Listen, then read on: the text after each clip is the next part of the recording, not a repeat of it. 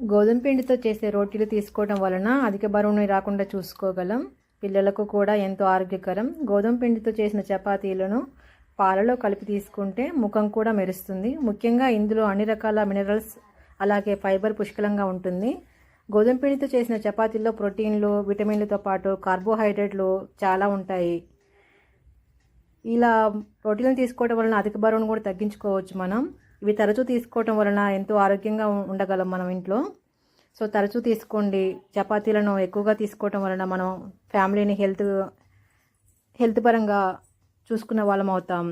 అలాగే మన ఇంట్లో చేసిన కూరగాయలు కూడా ఉంటాయి కదండి. మన ఇంట్లో పండించుకున్న కూరగాయలు, సొరకాయ కూరతో ఈ రోటీలను తీసుకోవటం వలన ఇంకా చాలా అంటే చాలా ఆరోగ్యంగా ఉండవచ్చు. ఈ సొరకాయ కూరలో కూడా పోషక కోణంలో చూస్తే తక్కువ పిండి పదార్థాలు, ఎక్కువ నీటి శాతం, నో ఫ్యాట్ ఉంటుంది, చాలా తక్కువ క్యాలరీలు, బీపీ పేషెంట్లకు ఉపయోగపడే విటమిన్ సి, పొటాషియం, ఇతర పోషకాలు తేలికగా జీర్ణమవుతుంది. కాబట్టి గోధుమ పిండి రోటీలో సొరకాయ కూరను తీసుకోవటం వలన చాలా అంటే చాలా హెల్తీగా ఉండొచ్చు మనం.